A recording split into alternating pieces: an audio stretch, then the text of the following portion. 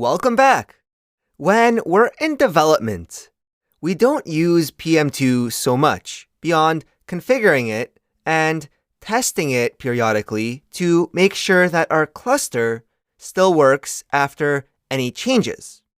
But PM2 really shines when we're in production and we have a live cluster.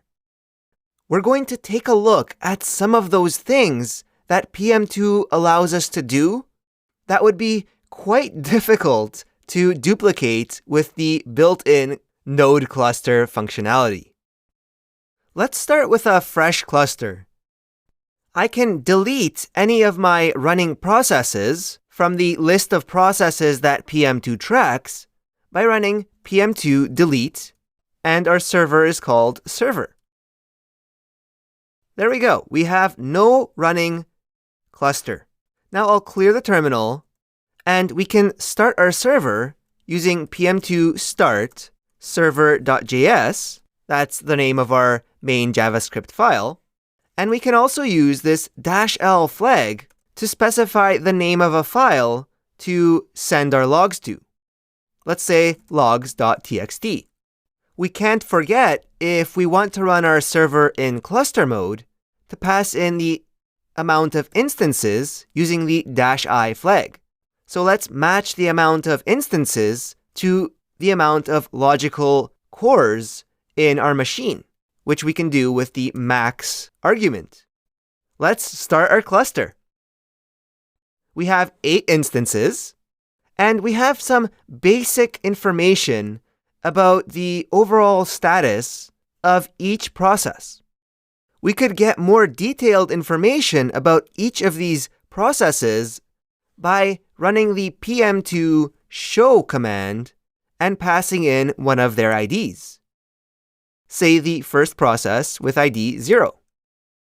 And if I scroll up, we have these fancy code metrics showing the amount of memory that we're using, and even some information about the node event loop and how long each pass through the event loop is taking, what the latency or wait time is when running a command on the event loop. Scrolling up, we can do a lot more advanced things and get information about the process that's currently running. How long the process has been running. The path to the logs that we just specified, and the path of the script. Just like we can get information using the PM2 show command, we can also manage each of our processes from our PM2 list. So maybe we've detected a problem in the process with ID 4, and we want to temporarily bring it down to see what effect it has on the rest of the cluster. So we can do PM2 stop, passing in an individual process ID, like 4, and that individual process can be managed directly by PM2. When we're ready, we can start each process up individually as well. PM2 start 4. And all our processes are back online. Now we can check our project files and notice we have a logs.txt with all of our server logs, showing each of our processes and each time they were restarted. All right, to wrap up our overview of PM2, we can use this PM2 monit command, short for monitor, to get a fancy dashboard right in our terminal. It's not going to look so great in this small terminal over here, so I'll open it up in a separate terminal outside of VS Code. I'm in my performance example folder.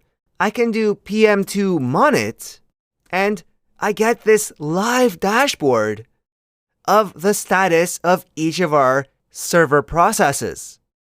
As they accept incoming requests, we can see what effect that has on the memory being used by that process, or the CPU usage.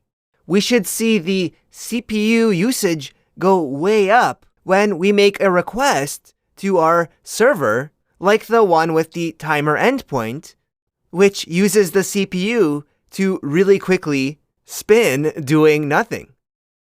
That's what our delay function in our server was doing. So let's make a request to our server and see how that affects the monitor dashboard. I'll refresh the timer endpoint on port 3000, and it's taking about 9 seconds. So we can see our first process was using 88% of the CPU.